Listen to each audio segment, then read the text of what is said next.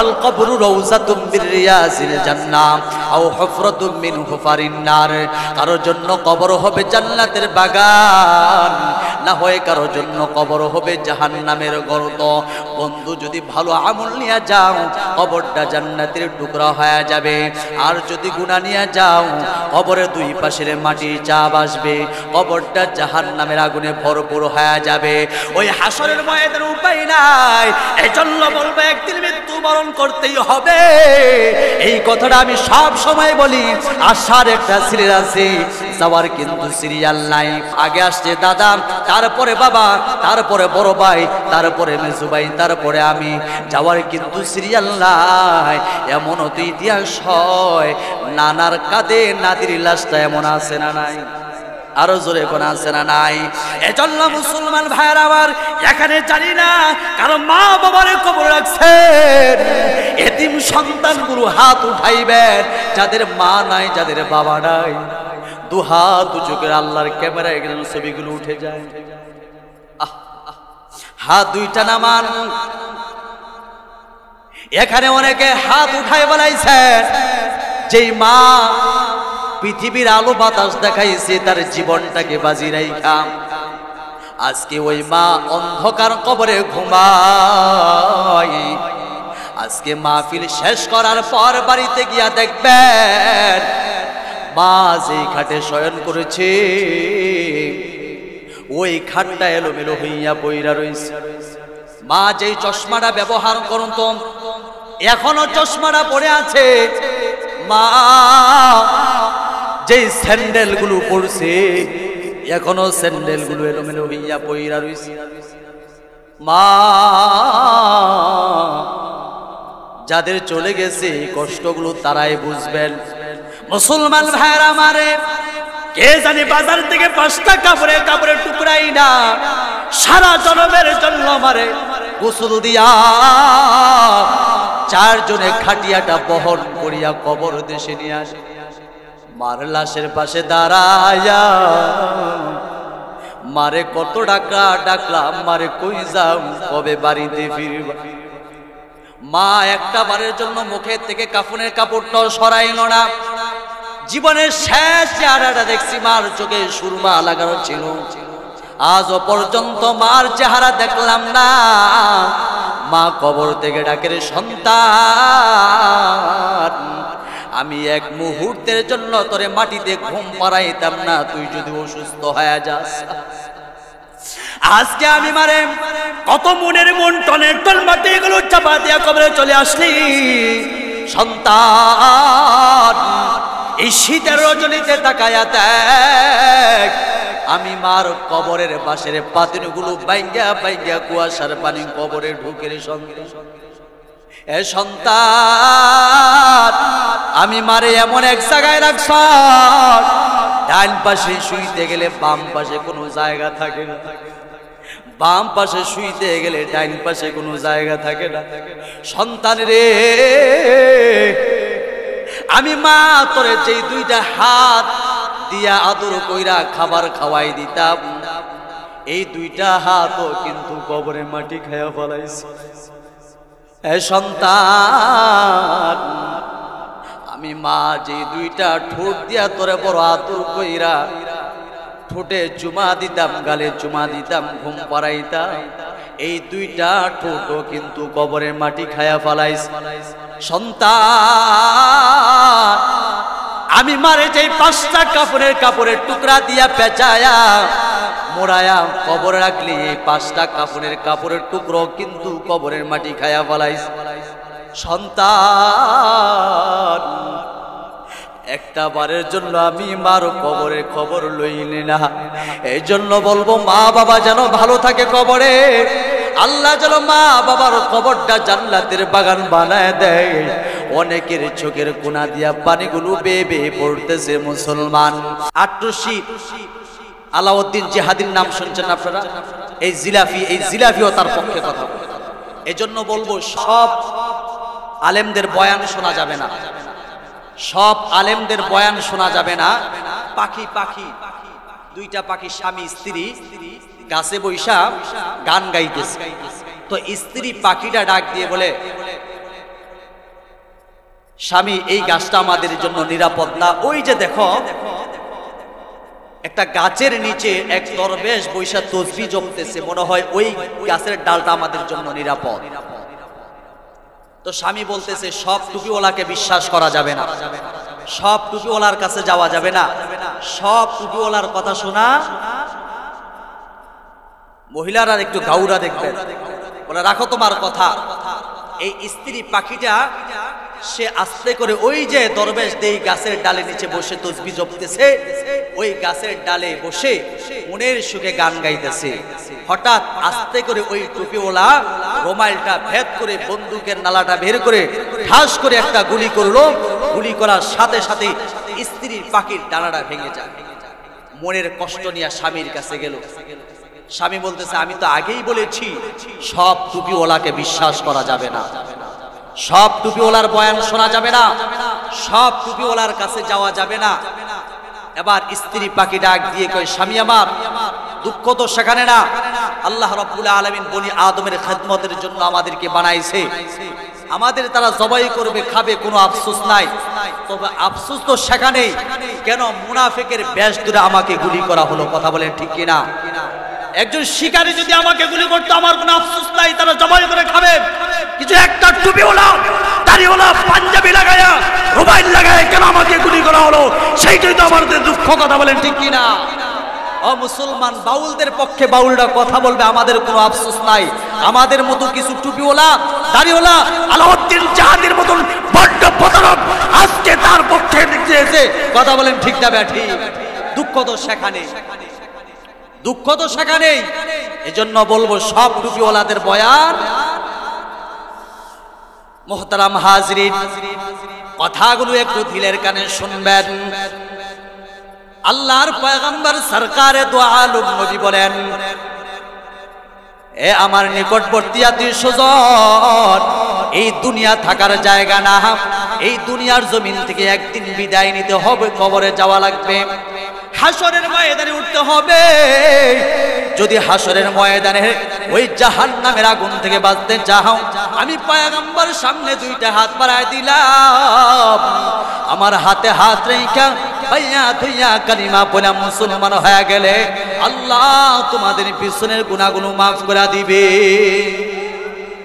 মুসলমান ভাইয়ের আমার, বন্ধুরা আমারে, পয়গম্বর আরবি এই দাওয়াত দেওয়ার পরে নবীজির আপন চাচা আবু লাহাব দাঁড়া গেছে। আবু লাহাব দাঁড়ায় বলে মোহাম্মদ দুইকে এই জন্য আমাদেরকে ডেকে ছাড়ে আল্লাহর পয়গম্বর? বলে হ্যাঁ, কালিমার দাওয়াত দেওয়ার জন্য আমি ডেকেছি। ও চাচা, আমার হাতে হাত রেখা ভাইয়া তুইয়া কালিমা পড়া মুসলমান হয়ে গেলে আল্লাহ আপনাকে মাফ করে দিবে। আবু লাহাব দাঁড়াইয়া মুসলমান ভাইরা আমার পয়গম্বরের বিরুদ্ধে একটা পাথর নিয়ে দাঁড়ায় গেছে। আল্লাহর পয়গম্বরের বিরুদ্ধে বদদুয়া করলেন, তাব্বাল্লাকা লিহাদা জামাতানা, মুহাম্মদ তুই ধ্বংস হ, মুহাম্মদ তুই ধ্বংস হ, মুহাম্মদ তুই ধ্বংস হ। জোরে কোন নাউজুবিল্লাহ। মুসলমান ভাইয়ের আমার, বন্ধুরা আমার, কথাগুলো দিলের কানে শুনবেন। নবীজির চাচা যখন পাথর নিয়ে দাঁড়া গেছে, আল্লাহর পয়গম্বর চোখের পানি ধরে রাখতে পারলেন না। যেই চাচা কুলে পিঠে করে মানুষ করেছে, যেই চাচা কুলে পিঠে করে মানুষ করেছে, বাবা হারার কষ্ট বুঝতে দেয় নাই। আজকে ইসলামের পক্ষে থাকার কারণে, কোরআনের পক্ষে থাকার কারণে, ইসলামী আন্দোলন করার কারণে, দাওয়াতে তাবলীগ মেহনত করার কারণে চাচা আজকে পাথর নিয়ে দাঁড়ায় গেছে। তাব্বাল্লাকা লিহাদা জামাতানা, পয়গম্বরের চোখের কোনা দিয়া পানিগুলো দর দর দর করে পড়ে। মুসলমান ভাইরা আমার, এখনো যদি কোরআনের পক্ষে কথা বলে, ইসলামের পক্ষে কথা বলে, ওলামায়ে কেরামের উপর হামলা মামলা হয় কি হয় না? আরো জোরে কোন হয় কি হয় না? আল্লাহর পয়গম্বরের চোখের কোনা দিয়া পানিগুলো দর দর দর করে পড়ে আমার আল্লাহ রাব্বুল আলামিন পয়গম্বর আরবীকে ডাক দিয়ে কয়, হাবিবে আপনি কান্দেন না, জীবনে বহু কান্দাইছি, হাবিব আর কান্দতে দিব না, আপনি আর কান্দেন না। ও হাবিবে, আপনার চাচা আপনার বিরুদ্ধে পাথর নিয়ে দাঁড়ায় গেছে, যেই হাত দাঁড়ায় দাঁড়াইয়া আপনার বিরুদ্ধে বদদুয়া করছে, আমি আল্লাহ রাব্বুল আলামিন সারা জীবনের জন্য ওই হাতটা ধ্বংস করে দিলাম। আল্লাহ রাব্বুল আলামিন হযরতে জিবরাইল আমিনকে ডাক দিয়ে বলে, জিবরাইল আমার বন্ধুর চোখের পানি আমি সহ্য করতে পারি না, যাও আমার তেলাওয়াতকৃত সূরা লাহাবটা নিয়ে যাও। মুসলমান ভাইরা আমার, হযরতে জিবরাইল আমিন পয়গম্বরের উপর সূরা লাহাব নাযিল করে দিয়েছেন। এই জন্য জবান খুলে সকলে পড়ি, বিসমিল্লাহির রহমানির রহিম।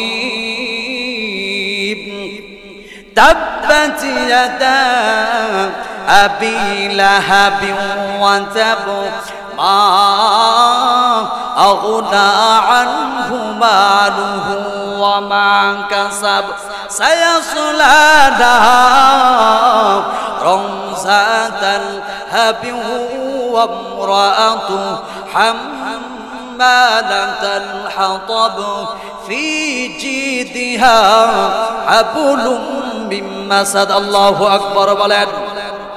আল্লাহ রাব্বুল আলামিন পয়গম্বর আরবীকে জানায় দেয়, তাব্বাত ইয়াদা আবি লাহাব ওয়া তাব, আবু লাহাবের দুইটা হাত ধ্বংস হোক, ধ্বংস হোক সে নিজ, যে আবু লাহাব হাত নাড়ায়া আপনার বিরুদ্ধে বদদুয়া করেছে, আমি সারা জীবনের জন্য এই দুইটা হাতকে জাহান্নামের আসামি বানায় দিলাম, আমি তাকে জাহান্নামের আসামি বানায় দিলাম। এরপর আল্লাহ রাব্বুল আলামিন বলেন, মা আগনা আনহু মালুহু ওয়া মা কাসাব, আবু লাহাবের ধন সম্পদ কোনো কাজে আসেনি, আসবেও না। এই ব্যাখ্যাটা আমি পরে দিব, সামনে আগাই। সায়াসলা নারান যাতাল হাবি ওয়া ইমরাআতু, ওয়া চিরে আবু লাহাব জাহান্নামের আগুনে জ্বলবে, ওয়া ইমরাআতু তার স্ত্রীও। এখন প্রশ্ন করতে পারেন, হুজুর স্বামী বিশ্ব নবীজির সাথে বেয়াদবি করেছে, আবু লাহাব হাতে পাথর নিয়ে বিশ্ব নবীজির বিরুদ্ধে দাঁড়ায় গেছে, আচ্ছা স্ত্রী কি অপরাধে, স্ত্রীও কেন জাহান্নামের আগুনে জ্বলবে? ও মুসলমান, জানা দরকার আছে না নাই? স্বামীও জাহান্নামের আগুনে জ্বলবে, স্ত্রীও জাহান্নামের আগুনে জ্বলবে, কারণ কি একটু জানার দরকার আছে না নাই? আরো জোরে কোন আছে না নাই? মুসলমান ভাইরা আমার, আবু লাহাবের স্ত্রীর নাম ছিল উম্মে জামিল। উম্মে জামিল কিন্তু নবীজির আপন চাচী। এই উম্মে জামিল বিশ্ব নবীজির বিরুদ্ধে মানুষের কাছে বদনাম কইতো, বলতো মুহাম্মদ আস্তা একটা পাগল। জোরে কর। নিজের আপন চাচী, রক্তের সম্পর্ক। এই আবু লাহাব যেমন খারাপ ছিল, তার স্ত্রী উম্মে জামিলও মানুষের কাছে গিয়া বদনাম কইতো, বলতো মুহাম্মদ আস্তা একটা পাগল, মুহাম্মদের কাছে কেউ যদি বাইয়াত হও সেও পাগল হয়ে যায়। মুহতারাম হাজিরিন, মানুষের কাছে বদনাম কইতো। আমাদের সমাজে এমন মহিলা আছে না নাই? দেখা যায় স্বামীর বদনাম কয়। আমাদেরও বদ অভ্যাস, মহিলাদের বদ অভ্যাস। এই জন্য দেখবেন আজকে দাম্পত্য জীবন অশান্তি কেন জানেন? কারণ একটাই আমাদের মানার মাত্রা নাই, মহিলাদেরও মানার মাত্রা নাই। এক মহিলা সোজা বড় হুজুরের বাড়িতে গেছে, ইয়া বলতেছে, হুজুর একটা তাবিজ দেন। বলে কেন? কয় আমি যখন একটা কই আমার জামাই দুইটা কয়। আমার জামাই সব সময় আমার সাথে ঝগড়া করে, আমি রান্না করলে আমার রান্নায় ভুল ধরে। এমন স্বামী আছে না? দাজ্জাল মার্কা অভাব নাই, দাজ্জাল মার্কা স্বামীর অভাব নাই। দেখা যায় স্ত্রীর সাথে সারাদিনে ঝগড়া করে, এই ঝগড়া একটা স্বামী আছে না? তো মহিলা গিয়ে বলতেছে, হুজুর আমার একটা তাবিজ দেন। হুজুর বলতেছে, মা তাবিজ দিব, রোগটা কি? কয় হুজুর রোগটা কি জানি না, আমার জামাই একটা কইলে আমি 10টা কই। জামাই একটা কইলে মহিলা কয়টা কয়? 10টা কয়। বুঝছি মা, তোমার রোগটা কি? ওই যে দোকান আছে, দোকান থেকে একটা মাম বোতলে পানি নিয়ে আসো। বোতল নিয়ে আসলো, হুজুরে পানি পরা দিছে যে মা, তোমার স্বামী যখন ঘরের ভিতরে ঢুকবে তুমি আস্তে করে বোতলের মুখটা খুইলা গড়গড় গড়গড় করে পানিগুলো মুখে দিবা। পানি যদি ফালাই দাও তুমি মরে যাইবা, আর গিলালে তোমার জামাই মরে যাবে। কেমন তাবিজ দিছে দেখছেন নি? এখন দাজ্জাল স্বামী আইসেই শুরু করে দিছে, হ্যাঁ ঝালটা একটু বেশি হয়ে গেছে, বাপের বাড়িতে শিখে আসছি না। তো হুজুর তো বইলা দিছে মা, তোমার স্বামী যখন ঘরের ভিতরে আসবে তুমি আস্তে করে পানির বোতলের মুখটা খুইলা গড়গড় করে পানিগুলো মুখে দিবা। এখন মহিলা তো পানি মুখে দিছে, মানে পানি ফালাইতে পারো না, গিলতেও পারে না। এদিক দিয়া জামাই এত কথা কয়, মহিলা তো আর কোনো কথা কয় না। জামাই মনে মনে কয়, কিরে আগে একটা কইলে 10টা কইতো, এখন তো আমার বউ একটা কয় না, এটা দিয়ে রাবিয়া বুঝলিয়া বুঝলি। এদিক দিয়া মহিলা পানি চাবায় আর বলে, যদি হুজুর তাবিজ না দিত তোরে সাইজ করে লালে বলে আসছি। আগে একটা গলে 10টা কইতাম, এখন একটা গলে 100টা গলাও। এমন মহিলা আছে না নাই? আমাদেরও দোষ, মহিলাদেরও দোষ। এজন্য আল্লাহ রাব্বুল আলামিন প্রত্যেকের দাম্পত্য জীবন সুখময় বানায় দেয়, বলুন আমিন। এই উম্মে জামিল বিশ্ব নবীজির বিরুদ্ধে প্রোপাগান্ডা ছড়াইতো, মানুষের কাছে বদনাম কইতো। শুধু তাই নয়, নবীজিকে মারার জন্য রাস্তায় গর্ত করে রাখতো, অনেক সময় কাটা বিছায় রাখতো। শুধু তাই নয়, একটু কথাগুলো ভালো করে শুনবেন। এই উম্মে জামিল বিশ্ব নবীজিকে মারার জন্য কত ষড়যন্ত্র করেছে। আল্লাহর পয়গম্বর বাইতুল্লাহর কিনারে বৈশা বৈশা কোরআন তেলাওয়াত করে, পয়গম্বরের হাতে করা সাহাবী হযরতে আবু বকর কোরআন তেলাওয়াত শুনতেছে। আল্লাহু আকবার। আপনারা অনেক উলামায়ে কেরামের জবান থেকে শুনেছেন, আল্লাহর পয়গম্বর যখন জান্নাতের ভিতরে কোরআন তেলাওয়াত করবে, পয়গম্বর আরবীর কোরআন তেলাওয়াত শোনার সাথে সাথে জান্নাতীরা লক্ষ লক্ষ বছর বেহুশ হইয়া জান্নাতে পড়ে থাকবে। জোরে কোন সুবহানাল্লাহ। বিশ্ব নবীজি বাইতুল্লাহর কিনারে বৈশা বৈশা কোরআন তেলাওয়াত করে, হযরতে আবু বকর বৈশা বৈশা কোরআন তেলাওয়াত শুনতেছে। এমন ভাবে কোরআন তেলাওয়াত শুনতেছে, সাপের সামনে বিনবাঁশি বাজাইলে যেমন সাপ হেলতে থাকে ধুলতে থাকে, ঠিক তেমনি ভাবে মুসলমান ভাইরা আমার হযরতে আবু বকর কোরআন তেলাওয়াত শুনতেছে, কোরআন তেলাওয়াত শুনতেছে। হযরতে আবু বকর একটু চোখ খুইলা তাকায় দেখে নবীজির চাচি উম্মে জামিল কোমরে একটা গামছা পেঁচায়া, হাতে একটা পাথরের টুকরা নিয়া বাইতুল্লাহর দিকে আসতেছে পয়গম্বরকে মারার জন্য। হযরতে আবু বকর পয়গম্বর আরবিকে ডাক দিয়ে কয়, হাবিব একটু সেফ হয়ে যান, আপনার চাচি উম্মে জামিল আপনাকে মারার জন্য পাথরের টুকরা নিয়ে আসতেছে। ইয়া রাসূলুল্লাহ, ইয়া হাবিবাল্লাহ, এই পাথরের টুকরা দিয়ে যদি আপনাকে আঘাত করে নিশ্চিত আপনি মারা যাইবেন, নিজেকে একটু সেভ করার জন্য আড়াল হয়ে যান। আল্লাহর পয়গম্বর ডাক দিয়ে কয়, আবু বকর, যে আল্লাহ কোরআন নাযিল করেছে ওই আল্লাহ আমারে কুদরতি ভাবে হেফাজত করবে, জন্য বলেন সুবহান। আস্তে আস্তে ওই মহিলা পাথরের টুকরা নিয়ে বাইতুল্লাহর সামনে চলে আসলো। আয়েশা বলতেছে, এ আবু বকর, তোমার বন্ধু মুহাম্মদ। আবু বকর বলে, কি ব্যাপার? আমি দেখতেছি নবীজি আমার পাশে কোরআন তেলাওয়াত করতেছে, আর এই খাটাস মহিলাই কয়, এ আবু বকর, তোমার বন্ধু মুহাম্মদ কই? এই মহিলা কি অন্ধ হয়ে গেছে? মারহাবা বলে। আবু বকর আমি দেখতেছি নবীজি কোরআন তেলাওয়াত করতেছে, আর এই খাটাস মহিলা কয়, আবু বকর, তোমার বন্ধু মুহাম্মদ কই? এই মহিলা কি অন্ধ হয়ে গেছে? কিছুক্ষণ পর ভক ভক করে যাওয়ার সময় বলে গেলে, আবু বকর, তোমার বন্ধু মুহাম্মদ রে পাইলাম না, যদি পাইতাম এই যে আমার হাতে যে পাথরের টুকরা দেখতেছো, একটা আঘাত করতাম, তোমার বন্ধুকে মেরে ফেলতাম। এই কথা বলে সোজা চলে গেল। এবার আবু বকর বিশ্বনবীকে ডাক দিয়ে বলেন, ইয়া রাসূলুল্লাহ, কি খেলা দেখাইলেন? কিছুই তো বুঝলাম না। আমি দেখতেছি আমার পাশে আপনি বৈশা কোরআন তেলাওয়াত করতেছেন, আপনার চাচি উম্মে জামিল বলতেছে মুহাম্মদ রে পাইলাম না, নবী কিছুই বুঝলাম না। আল্লাহর পয়গম্বর বলেন, আবু বকর আমি যখন কোরআন তেলাওয়াত করতেছি, আমার চাচি যখন আমাকে মারার জন্য আসলো, আমার চাচি এবং আমার মাঝে রহমতের একটা চাদর টানায় দিয়েছে, যার কারণে এই বদ মহিলা, এই খাটাস মহিলা আমার চাচি উম্মে জামিল আমাকে দেখতে পাই নাই। আল্লাহ আমার কুদরতিভাবে হেফাজত করছে। এখনো কোরআনের পক্ষে থাকলে হেফাজত করবেন কে? ইসলামের পক্ষে থাকলে হেফাজত করবেন কে? আরো জোরে কোন কে? মুহতারাম হাজরিন, এই মহিলা মৃত্যুটা কেমন হয়েছে? এই মহিলা খাটাস ছিল, খুব কৃপণ ছিল, লাকড়ি টোকাইতো। এক হলো সে আবু লাহাবের স্ত্রী, আবার হলো আবু সুফিয়ানের বোন। তারপরও সেই খাটাস মহিলা কেমন, সে লাকড়ি টোকাইতে গেছে। লাকড়ি যদি কেউ নিয়ে যায়, লাকড়ির এক মাথায় রশি দিয়া বাঁধছে, আর রশির অবশিষ্ট মাথাটা তার গলার ভিতরে বাঁধছে। যদি কেউ লাকড়ি নিয়ে যায়, একদিন লাকড়ি টোকাইতে গেছে, ক্লান্ত শান্ত হয়ে গেছে, ওই অবস্থায় ঘুমায় গেছে। আল্লাহ রাব্বুল আলামিন ফেরেশতার মাধ্যমে তার লাকড়ির বোঝাটা ফেলে দিয়েছে, সাথে সাথেই গলায় ফাঁস লাগে, সেখানেই শেষ। মুসলমান ভাইয়ের আমার, এখন আসুন বিশ্ব নবীজিকে সবচেয়ে বেশি জায়গা দিয়েছে নবীজির আপন চাচা আবু লাহাব। ও মুসলমান ভাইরা আমার, এতক্ষণ আমরা নবীজির চাচি উম্মে জামিলের মৃত্যুর ঘটনা শুনলাম। এখন আসুন নবীজির চাচা আবু লাহাবের মৃত্যুটা কেমন হয়েছে একটু জানা দরকার আছে না নাই? আরো জোরে কোন আছে না নাই?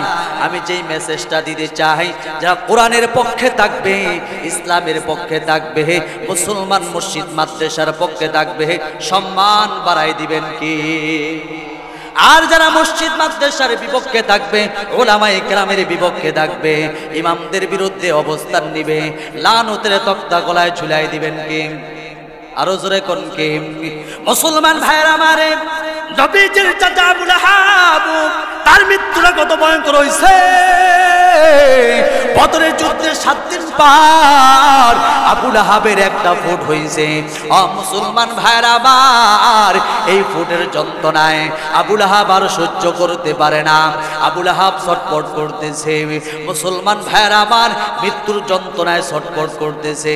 পরের দিন তাকায় দেখে পুরা শরীরে বসন্ত হয়ে গেছে, দুর্গন্ধ বের হচ্ছে, পচা গন্ধ বের হচ্ছে। এলাকাবাসী সবাই একত্রিত হইয়া পরামর্শ করলো, আবু লাহাবের গায়ে যে রোগ হয়েছে, এই রোগ যদি আমাদের এলাকায় ছড়িয়ে যায়, নিশ্চিত আমরা মারা যাইব। ও আবু লাহাবের স্ত্রী, আবু লাহাবকে এলাকায় রাখা যাবে না। মুসলমান ভাইয়ের আমার, সবাই পরামর্শ করলো, আবু লাহাবের গায়ে যে রোগ হয়েছে, এই রোগ ছড়িয়ে যেতে পারে, আবু লাহাবকে এলাকায় রাখা যাবে না। কি করতে হবে? সবাই পরামর্শ করলো। মুসলমান ভাইয়ের আমার, এত বড় নেতা, এত বড় ক্ষমতা, যার ক্ষমতা, যার দাপটে এলাকাবাসী থর থর করে কাঁপতো। দেখেন আজকে ইসলামের বিরুদ্ধে অবস্থান নেওয়ার কারণে, বিশ্ব নবীজির বিরুদ্ধে অবস্থান নেওয়ার কারণে আল্লাহ তার মৃত্যুটা কত ভয়ঙ্কর দিয়েছে। মুসলমান ভাইয়ের আমার, সবাই পরামর্শ করলো, আবু লাহাবকে এলাকায় রাখা যাবে না, বন জঙ্গলে রেখে আসতে হবে, যেখানে কোনো মানুষ যাবে না। মুসলমান ভাইয়ের আমার, সিদ্ধান্ত ফাইনাল, ধরাধরি করে সবাই আবু লাহাবকে এমন এক এলাকায় রাখছে যেখানে কেউ যায় না। মুসলমান ভাইয়ের আমার, মৃত্যুর যন্ত্রণায় আবু লাহাব ছটফট করতেছে, এক গ্লাস পানি দেওয়ার কেউ নাই। সন্তানকে ডাক দিয়ে বলে, এ আবু লাহাবের সন্তান, তোমার আব্বা মৃত্যুর যন্ত্রণায় ছটফট করতেছে, যাও তোমার আব্বাকে এক নজর দেখে আসো। সন্তান ডাক দিয়ে কয়, আমার আব্বাকে আমি দেখতে যাব না, কারণ আমার আব্বার উপরে মুহাম্মদের বদদুয়া পড়েছে। সন্তান অস্বীকার করে বসলাম। মুসলমান ভাইরা আমার, স্ত্রীকে ডাক দিয়ে বলে, এ আবু লাহাবের স্ত্রী, যাও তোমার আমার স্বামীকে এক নজরে দেখে আসো। স্ত্রী বলে না না না, আমিও যাব না, আমার স্বামীর উপরে মুহাম্মদের বদদোয়া পড়েছে, মুহাম্মদের আল্লাহর বদদোয়া পড়েছে, আমার স্বামীর এই রোগ আমার উপরে আসতে পারে। না না না, মুসলমান ভাইরা আমার, বন্ধুকে বন্ধু ডাক দিয়ে বলে ও বন্ধু, তুমি না আবু লাহাবের দুঃখের সুখে সবসময় পাশে ছিলা, যাও আজকে আবু লাহাব মৃত্যুর যন্ত্রণায় ছটফট করতেছে, এক নজরে দেখে আসো। বন্ধু বন্ধু বললে ডাক দিয়ে বলে না না, আমি আবু লাহাবকে দেখতে যাব না। মুসলমান ভাইরা আমার, এই কয়েক বছর আগে করোনা আসছে, করোনা আক্রান্ত একজন লোক মারা গেছে আমাদের নারায়ণগঞ্জে। 2 দিন পর্যন্ত লাশ বাড়ির উঠানে পড়েছিল। নিজের আপন সন্তান এক নজর বাবার লাশটা দেখার জন্য যায় নাই। এটা আমার কোনো বানানো কথা না, পত্রিকায় এসেছে।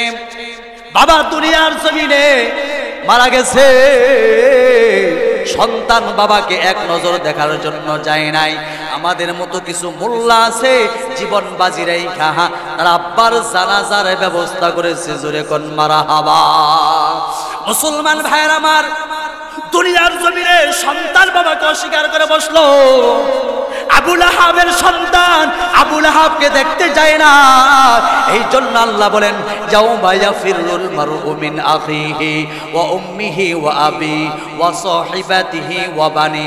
হাশরের ময়দানে বাবা তার সন্তানের পরিচয় দিবে না, সন্তান তার বাবার পরিচয় দিবে না, মা তার স্ত্রীর মা তার সন্তানের পরিচয় দিবে না, সন্তান তার মার পরিচয় দিবে না, স্বামী স্ত্রী পরিচয় দিবে না, স্ত্রী স্বামীর পরিচয় দিবে না। ইয়াউমা লা ইউগনি মাওলান আন মাওলান শাইআ ওয়া লা হুম ইউনসারুন। বন্ধু বন্ধুর পরিচয় দিবে না। হাশরের ময়দানে কেউ কারো আপন হবে না। ও মুসলমান ভাইরা আমার, হাশরের ময়দানে একজন আল্লাহর বান্দার হিসাব বিকাশ হয়ে যাবে, একটা নেকের জন্য জান্নাতে যাইতে পারবে না। ও মুসলমান ভাইরা আমার, দৌড়াইয়া পুরা হাশরের ময়দানে মার সাথে মোলাকাত হয়ে যাবে। মা তাকায় দেখো, আপনার সন্তান আব্দুর রহমান আপনার সামনে হাজির। ও মা, একটা নেকের জন্য জান্নাতে যাইতে পারি না, একটা নেকি দেওয়া সহযোগিতা করা যায় না। মা দুনিয়ার জমিনে একটা মশা কামড় দিলে আপনার কলিজা ফাইটা যাইতো। আজকে হাশরের ময়দানে আমি বিপদে পইরা গেছি, একটা নেকি দেওয়া সহযোগিতা করা যায় না। সেদিন মা সন্তানকে চিনবে, সন্তান মাকে চিনবে। সেদিন মা সন্তানের পরিচয় দিবে না, ডাক দিয়ে বলবে আব্দুর রহমান তোরা আমি চিনি না, আমার কাছ থেকে অনেক দূরে চলে যাও। মুসলমান ভাইয়েরা আমার, সেদিন কেউ কারো আপন হবে না। ওই যে আবু লাহাবকে বলেছিল, এ আবু লাহাব, মুহাম্মদের সাথে যে বেয়াদবি করস, মুহাম্মদের আল্লাহ যদি গজব চাপায়া দেয় কেমনে বাঁচবি? তখন আবু লাহাব বলেছিল, টেনশনে কোনো কারণ নাই, আমার যে ধন সম্পদ আছে, টাকা পয়সা আছে, এগুলো দিয়া মুহাম্মদের আল্লাহকে ঘুষ দিয়া বাইচা যাইব। জোরে কর নাউজুবিল্লাহ, আরো জোরে কর নাউজুবিল্লাহ। মুসলমান, আল্লাহকে ঘুষ দেওয়া সম্ভব নেই, আরো জোরে কন। এই জন্য আল্লাহ জানায় দিলেন, মা আগুনা আনহু মালুহু ওয়া মা কাসাব। আবু লাহাবের ধন সম্পদ কোনো কাজে আসেনি, আসবেও না। কথা বলেন ঠিক না? মুসলমান ভাইরা আমারে, আবু লাহাব মৃত্যুর যন্ত্রণায় ছটফট করতেছে। এক পর্যায়ে আবু লাহাব যখন মৃত্যুবরণ করলো, এই খবর এলাকায় ছড়িয়ে গেল। মুসলমান ভাইরা আমার, কেউ আবু লাহাবকে দেখার জন্য আসে নাই। 3 দিন পর্যন্ত আবু লাহাবের লাশটা জমিনে পড়েছিল, ফটকা মাছের মতো খালি ফুলতেছে, তার লাশ থেকে দুর্গন্ধ বের হচ্ছে। শুধু বিশ্ব নবীজির সাথে বেয়াদবি করার কারণে, কোরআনের বিরুদ্ধে অবস্থান নেওয়ার কারণে, ইসলামের বিরুদ্ধে অবস্থান নেওয়ার কারণে। কথা বলেন ঠিক কিনা? 3 দিন পর্যন্ত তার লাশটা জমিনে পড়েছিল, লাশ থেকে দুর্গন্ধ বের হচ্ছে। এলাকাবাসী সবাই আবার মিটিং করলো, আবু লাহাবের লাশ থেকে দুর্গন্ধ বের হচ্ছে, 3 দিন পর্যন্ত লাশ পড়ে আছে। একটা কুত্তায় আবু লাহাবের লাশ খায় নাই, একটা শিকারও আবু লাহাবের লাশ খায় নাই। মুসলমান ভাইয়ের আমার, কুত্তা বলতেছে আবু লাহাবের লাশ খাওয়া যাবে না, কারণ আল্লাহর রাসূলের সাথে বেয়াদবি করেছে, আল্লাহর সাথে বেয়াদবি করেছে। আবু লাহাবের লাশ আমরা খাইতে পারি না, এই জাহান্নামের লাশ খাইতে পারি না। সে কোরআনের বিরুদ্ধে অবস্থান নিয়েছে। 3 দিন পর্যন্ত এইভাবে লাশটা জমিনে পড়েছিল। সবাই বৈশা মিটিং করলো। আবু লাহাব যেহেতু মানুষ, তার লাশ থেকে দুর্গন্ধ বের হচ্ছে। এই দুর্গন্ধ যদি আমাদের এলাকায় ছড়িয়ে যায়, নিশ্চিত আমরা এই রোগে আক্রান্ত হয়ে যাব। কি করা যায়? মুসলমান বলে আবু লাহাব যেহেতু মানুষ, তাকে মাটি দাও। মুসলমান আশ্চর্য হবেন, কেউ আবু লাহাবকে দেখার জন্য আসে নাই। একজন হাবশী লোককে ভাড়া করলো কিছু টাকার বিনিময়ে। আশ্চর্যের বিষয় হলো, ওই হাবশী লোক হাতটা ধরে নাই, লম্বা একটা লাঠি বানায়া ওই মরুভূমিতে গর্ত কইরা আবু লাহাবের লাশটা গুতায়া গুতায়া মাটির ভিতরে রাখছে। মুসলমান ভাইয়ার আমার, আল্লাহর কি বিচার! আবু লাহাবের লাশটা বড় একটা পাথর, আবু লাহাবের লাশটা বড় একটা পাথর চাপা দিয়েছে। ওই যে আবু লাহাব বিশ্ব নবীজিকে মারার জন্য হাতে পাথর নিয়েছিল, বলেছিল তাব্বাল্লাকা ইয়া মুহাম্মদ আলী হাযা জামাআতানা, মুহাম্মদ তুই ধ্বংস হ। আবু লাহাব যেই পাথর নিয়ে বিশ্ব নবীজিকে মারার জন্য দাঁড়ায় গেছে, আল্লাহ রাব্বুল আলামিন সারা জীবনের জন্য ওই আবু লাহাবকে মরুভূমিতে পাথর চাপা দিয়েছে। কথা বলেন ঠিক কি না? আরো জোরে কোন ঠিক কি না? আবু লাহাব নবীজির রক্তের সম্পর্ক, নবীজির চাচা। আর ওই দিক দিয়া হযরতে আবু বকরের দিকে তাকায় দেখেন, ওসমানের দিকে তাকায় দেখেন, হযরতে আলীর দিকে তাকায় দেখেন, ভাইয়ের আমার ওমর ফারুকের দিকে তাকায় দেখেন, তার রক্তের সম্পর্ক ছিল না। ও মুসলমান ভাইয়ের আমার, হযরতে আবু বকরের দাম আল্লাহ কত বাড়ায় দিয়েছে, হযরতে আবু বকরের দাম আল্লাহ কত বাড়ায় দিয়েছে। আল্লাহর পয়গম্বর বলে আবু বকর তুমি জান্নাতি, ওসমান তুমি জান্নাতি, আলী তুমি জান্নাতি, ওমর ফারুক তুমি জান্নাতি, এই সাহাবাগুলো জান্নাতি। আল্লাহ দুনিয়ার জমিনে জান্নাতের সার্টিফিকেট দিয়ে দিয়েছে। জোরে কোন সুবহানাল্লাহ। হযরত আবু বকর বিশ্ব নবীর পাশে থাকার কারণে, মাদ্রাসা মসজিদের পক্ষে থাকার কারণে, আল্লাহর পয়গম্বরের পক্ষে থাকার কারণে দুনিয়ার জমিনে জান্নাতের টিকিট পাড়ায় দিয়েছে। এই জন্য মুসলমান, হযরতে আবু বকর বিশ্ব নবীর পাশে ঘুমানো, এর নবীর উম্মতের দল। হযরতে আবু বকর জান্নাতি, হযরতে ওমর জান্নাতি। ও মুসলমান, হযরতে আবু বকরের সাথে জান্নাতে যাইতে কারা কারা রাজি? দুহাত উঁচু করেন। যাইতে রাজি তো ইনশাআল্লাহ?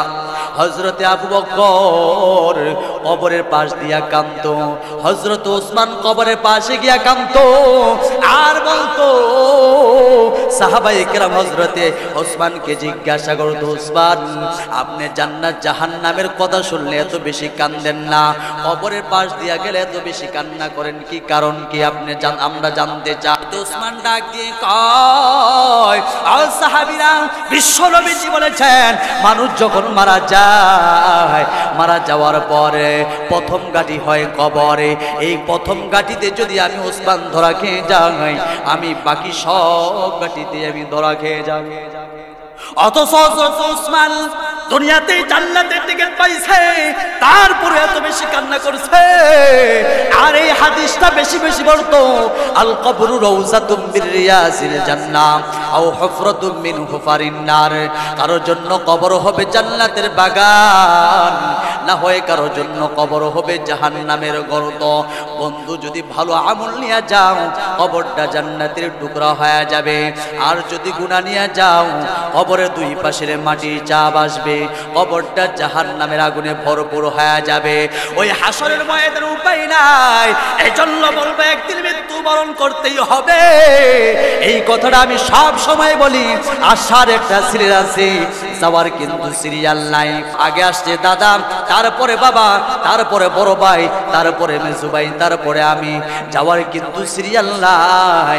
এমন তো ইতিহাস হয়, নানার কাঁধে নাতির লাশটা এমন আছে না নাই? আরো জোরে কোন আছে না নাই? এজন্য মুসলমান ভাইয়ের আমার এখানে জানি না কারণ মা বাবারে কবর রাখছেন, এতিম সন্তানগুলো হাত উঠাইবেন যাদের মা নাই, যাদের বাবা নাই, দু হাত উঁচু করে আল্লাহর ক্যামেরায় গেলেন ছবিগুলো উঠে যায়। হাত দুইটা নামান। এখানে অনেকে হাত উঠায় বলাইছেন যেই মা পৃথিবীর আলো বাতাস দেখাইছে তার জীবনটাকে বাজি রাইখা আজকে ওই মা অন্ধকার কবরে ঘুমায়। আজকে মাহফিল শেষ করার পর বাড়িতে গিয়া দেখবেন মা যেই খাটে শয়ন করেছে ওই খাটটা এলোমেলো হইয়া পইরা রইছে। মা যেই চশমাটা ব্যবহার করত এখনো চশমাটা পড়ে আছে। মা